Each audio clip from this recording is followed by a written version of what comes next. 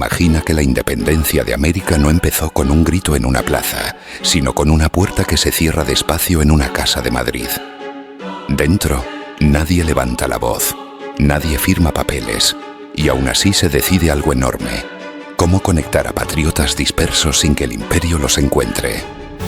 La pregunta es esta: ¿quién empujó esa red secreta y cómo consiguió mantenerse viva mientras España vigilaba cartas, puertos y sospechosos? Quédate, porque al final vas a ver que muchas batallas se ganan antes de que suene el primer disparo, y este caso es un manual de eso. Estamos a fines del siglo XVIII, cuando las ideas ilustradas viajan más rápido que los ejércitos, metidas en libros, panfletos y conversaciones de café. La independencia de Estados Unidos ya mostró un camino. Francia está en ebullición, y la monarquía española siente que el suelo tiembla bajo sus dominios. En ese mundo aparece un caraqueño que no se parece a los demás: Francisco de Miranda, soldado, viajero, negociador y coleccionista obsesivo de información. Miranda no piensa en una revuelta improvisada, piensa en una operación larga: reclutar, financiar, coordinar y sobre todo unir voluntades. ¿Y cuál era su obsesión? Que América no se liberara por accidente, sino por diseño, con un plan que sobreviviera derrotas y delaciones. Para eso, Miranda empieza a construir una reunión clandestina, una red con reglas, señales, jerarquías y una disciplina que no dependería del azar. La llamaron Gran Reunión Americana, y también se la asoció con los llamados Caballeros Racionales, un nombre que ya suena a llave de puerta cerrada. Londres era el lugar perfecto. Allí la vigilancia española se debilitaba, y además había intereses británicos dispuestos a escuchar cualquier proyecto contra España. Pero no te confundas, no era una tertulia de soñadores, era una mesa de trabajo, con contactos, dinero, viajes y una idea fija que se repetía como juramento. ¿Y qué no estamos viendo aquí? Que la ciudad no era solo un escenario, era un nodo logístico, con puertos, impresores, salones, tabernas y diplomáticos. Desde Londres, Miranda se mueve como quien arma un mapa de rutas. ¿Quién viaja? ¿Por dónde? ¿Con qué excusa? ¿Y qué mensaje puede pasar sin dejar rastro? Una carta podía viajar como correspondencia comercial. Un libro podía esconder una nota doblada, y un mensajero podía ser, en apariencia, solo un comerciante más. El secreto no era un capricho romántico. Conspirar significaba cárcel, exilio o muerte, y el imperio tenía experiencia cazando redes. España vigilaba puertos, perseguía sociedades sospechosas, controlaba imprentas y confiaba en delatores que por dinero vendían un nombre en una noche. En ese ambiente, dejar un documento con firmas era como dejar un arma cargada sobre la mesa, así que la red se acostumbra a trabajar sin huellas. Por eso la organización se inspira en formas masónicas, pero con un objetivo abiertamente político: asegurar confianza entre desconocidos y proteger a la red. No hablamos de rituales por misterio, sino de protocolos prácticos: cómo entrar, cómo salir, cómo reconocer a alguien sin pronunciar su nombre real. Un apretón de manos, una frase pactada, un gesto pequeño, y listo. Ya sabes si estás frente a un aliado o frente a un riesgo. Pocas personas por célula, información compartimentada y una regla simple: tú no necesitas saberlo todo para cumplir tu parte. Si cae un grupo, el resto sigue respirando, porque no existe una lista completa, ni una sede fija, ni un gran libro que lo delate todo. Ahora viene el giro. Londres no era suficiente, porque la independencia no se hace solo desde fuera. Había que tocar el corazón del sistema. Y ahí entran Cádiz y Madrid, dos ciudades distintas pero con una ventaja común. Eran puntos donde circulaban oficiales, papeles, rumores y ambiciones. Cádiz, puerto de comercio y de guerra, era una puerta de entrada y salida, un lugar donde la información se filtra con cada barco que llega. Madrid, mucho más vigilada, seguía siendo un imán para jóvenes militares y funcionarios que a veces escuchaban ideas nuevas sin admitirlo en voz alta. Esto parece una simple red de ideas, pero ¿y si también fuera una red de recursos, contactos militares y planes de acción coordinados? La red buscaba tres cosas a la vez: formar mentalidades, asegurar apoyos materiales y preparar cuadros capaces de actuar cuando el momento llegara. Y el momento no era cuando la gente se canse. El momento sería cuando el imperio se debilitara por dentro y todos lo supieran.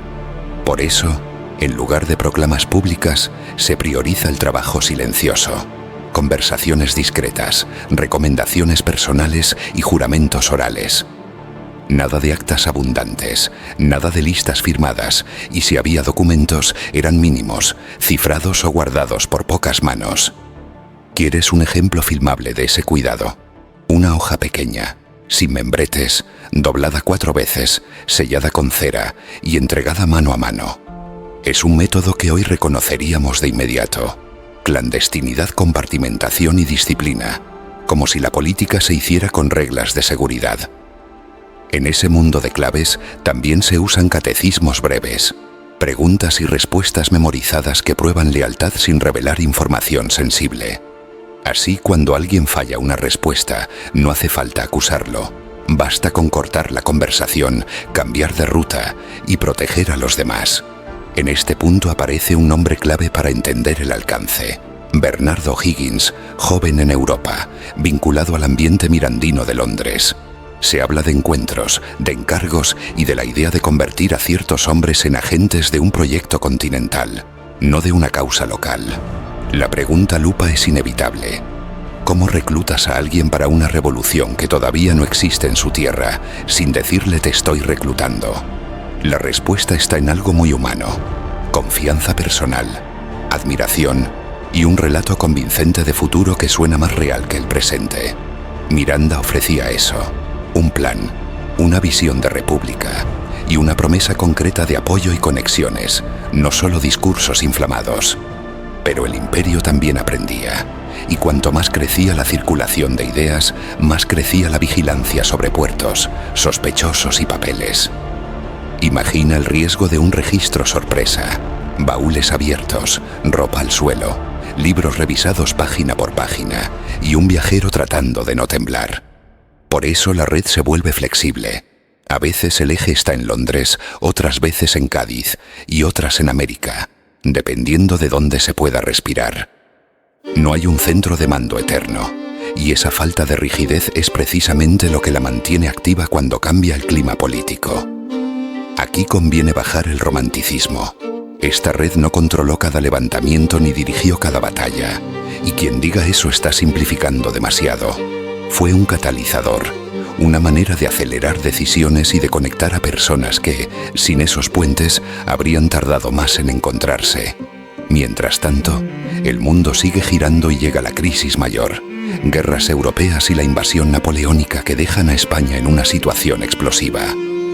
Cuando el poder central se confunde, aparecen juntas locales, se discute la legitimidad y el mapa político empieza a cambiar a una velocidad brutal. Y cuando el imperio se distrae, las redes bien hechas hacen lo que saben hacer: aprovechar el momento sin exponerse más de lo necesario. Ahora entra el Cono Sur, y con él un nombre que todos conocen, pero que aquí aparece por otro lado: José de San Martín. San Martín llega desde Europa y trae, además de experiencia militar, un modo de organización política que no se improvisa en una semana. En Buenos Aires se forma una logia operativa conocida como Logia Lautaro, con un objetivo directo: coordinar la independencia y sostenerla con un plan. El nombre Lautaro no es adorno. Evoca resistencia, pero la mecánica es moderna, con códigos, grados y un sentido práctico de la lealtad. Y aquí entra la pregunta lupa. Estas logias eran en la práctica salas de decisión paralelas, en tiempos en que la institucionalidad era frágil. Ahí se discutían alianzas, se medían riesgos, se cuidaban secretos y se definía quién era confiable cuando todo podía romperse en una noche. Esa lógica no era magia, era administración del riesgo: reducir filtraciones, detectar oportunistas y mantener unidad cuando el enemigo ofrece premios por traición. Y aún así, la documentación es escasa, porque la clandestinidad deja pocos papeles, y muchos documentos se perdieron o jamás se escribieron. Lo que sabemos llega por memorias, cartas y referencias indirectas, y por textos que algunos autores reprodujeron desde archivos privados. Entre esos rastros se mencionan estatutos con juramentos políticos, compromisos de ayuda mutua y un mandato claro. La causa americana por encima de ambiciones personales. Este detalle importa porque muestra algo concreto. La independencia no era solo un deseo, era una organización con reglas internas. Ahora abre otro loop. Si casi no existen papeles, ¿cómo sabe un historiador que esto existió y no es una leyenda repetida 1000 veces? La respuesta está en pequeñas coincidencias que se repiten, testimonios cruzados, trayectorias que encajan y prácticas similares en lugares muy distantes. Y aquí entra una pregunta que casi nadie se hace, pero que lo explica todo. ¿Quién pagaba el silencio, los viajes y el tiempo perdido en esperas? A veces era dinero propio, a veces aportes de simpatizantes y a veces simples favores encadenados. Yo te consigo el pasaje, tú me consigues el contacto. Él pone la imprenta. No siempre circulaba oro, muchas veces circulaba crédito, reputación y protección, que en una red clandestina vale casi lo mismo que una bolsa de monedas. Para mantenerla viva, la red también necesitaba refugios, casas donde dormir una noche sin dejar registro, almacenes donde guardar papeles y personas capaces de mentir con calma. Y esto es lo que casi nadie mira. El secreto no depende solo de códigos, depende de hábitos. No hablar de más, no preguntar de más, no presumir de nada. En los puertos, el truco era parecer aburrido. Un comerciante cansado, un viajero rutinario, alguien que solo piensa en su carga y en el clima del mar. Y cuando había que escribir, se usaban capas. Un mensaje inocente por fuera y la instrucción real escondida en una nota mínima, en clave o con tinta que solo aparece después. Nada de héroes solitarios. Esto era una cadena y cada eslabón sabía apenas lo necesario para que, si uno caía, el resto no se hundiera con él. Por eso la corona podía sospechar, incluso podía atrapar a alguno, pero desmantelar todo era otra cosa, porque el mapa completo casi nunca existía en una sola cabeza. Y cuando la vigilancia apretaba, la red hacía lo más inteligente: bajar el ritmo, cambiar rutas, usar otros nombres y dejar que el ruido de la historia tape sus pasos. Aún así, hay debate. Algunos autores discuten cuánto de masonería tenía esto y cuánto era simplemente una sociedad política secreta. Esa discusión es sana, porque evita el mito fácil y nos obliga a mirar lo esencial, la función, no la etiqueta. Pero aquí viene el contrapeso. Además de redes secretas, hubo factores enormes que empujaron el proceso y no conviene borrarlos. Crisis fiscal, comercio limitado, resentimientos locales, conflictos sociales y la ruptura de legitimidad cuando el poder central se tambalea. La red no creó todo eso, pero sí ayudó a que esos elementos no explotaran cada uno por su lado, sino que encontraran coordinación. Y esa coordinación se nota en palabras que se repiten: república, representación, ciudadanía, libertad de comercio y la idea de un continente con destino propio. En términos prácticos, la red tejía conexiones entre militares, políticos y financiadores, porque sin dinero y sin logística no hay campaña posible. Un mensajero podía llevar una instrucción oral, un contacto con un impresor o una recomendación para un oficial americano destinado en otra plaza. Imagina a ese mensajero llegando a un puerto. Se baja, mira alrededor, entra a una posada, pide una bebida y espera a la persona correcta sin preguntar. En Cádiz, por ejemplo, se movían nombres, afinidades y oportunidades, en un ambiente portuario donde nadie pregunta demasiado si la excusa parece creíble. Esto parece solo sociedad secreta, pero ¿y si lo miras como una red de confianza que reemplaza a un estado que todavía no existe? Eso cambia todo. No es misterio por misterio. Es una tecnología social para organizarse cuando el poder formal es el enemigo. La Logia Lautaro en Buenos Aires no solo buscaba independencia en abstracto, buscaba una secuencia militar clara para el sur del continente. Porque liberar una ciudad no basta si el enemigo vuelve, y San Martín entiende que la clave es cortar la capacidad española de rearmarse.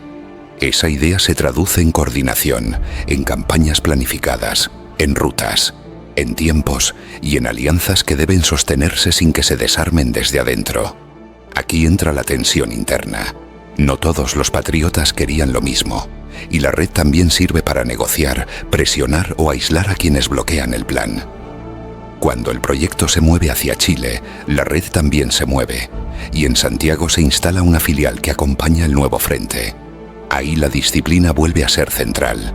En guerra, una filtración no es un chisme, es una derrota, y la política interna puede ser tan peligrosa como el enemigo. En paralelo, el norte del continente vive su propia dinámica, y la idea de América como proyecto común sigue latiendo, aunque a ritmos distintos. La vuelta de tuerca es esta. La red no solo conectaba ciudades, también conectaba tiempos, preparando gente para actuar años después de una conversación. Un joven escucha una idea en Europa, vuelve a su tierra, espera, observa, y cuando llega la crisis, ya tiene un método y una lista corta de aliados. Ese es el tipo de ventaja que no se ve en los libros escolares, porque no entra en una fecha exacta, pero explica por qué algunos reaccionan más rápido. Ahora volvamos al loop anterior. ¿Cómo comprobamos que no es leyenda? Fíjate en la repetición de técnicas, grados, juramentos, células y nodos en puertos. Esa repetición no prueba cada detalle, pero sí sugiere una cultura organizativa común, compartida por personas que se conocieron o se influyeron. Aquí aparece la parte incómoda. Estas redes también podían excluir, presionar y decidir en secreto sobre destinos de otros, y eso deja debates hasta hoy. Es decir, aceleraron la libertad, sí, pero también moldearon una cultura política donde los círculos cerrados pesan más de lo que muchos admiten. Y esa herencia se siente en el presente. Partidos, clubes, camarillas, grupos de confianza, todos con la misma lógica de los nuestros y los otros. También se siente en algo más simple. ¿Quién consigue información primero? ¿Quién arma alianzas antes? ¿Y quién llega tarde cuando ya se repartieron los puestos? Cuando miras la historia con esa lente, entiendes que la independencia no fue solo romper con España. También fue aprender a crear poder propio. Y crear poder propio incluye algo poco épico: recaudar, guardar, transportar y distribuir recursos sin que el enemigo los confisque. Por eso aparecen cajas de apoyo, aportes de comerciantes simpatizantes y contactos que facilitan hospedaje, rutas y papeles de viaje. Si alguien cae preso, otro cubre su ausencia. Si alguien pierde dinero, otro sostiene la operación. Y así la red se vuelve más resistente que sus miembros. ¿Y cómo se hablaba sin decirlo? Con nombres simbólicos, con apodos y una regla de oro. Lo importante se decide cara a cara, no en papel. Cuando no hay opción y toca escribir, el mensaje se reduce a lo mínimo, se disfraza como rutina y se manda por una cadena de manos confiables. Esto parece exagerado, pero recuerda que el enemigo no era ingenuo. La vigilancia imperial leía cartas, controlaba puertos y premiaba al delator. Así que la red aprende a moverse como el agua.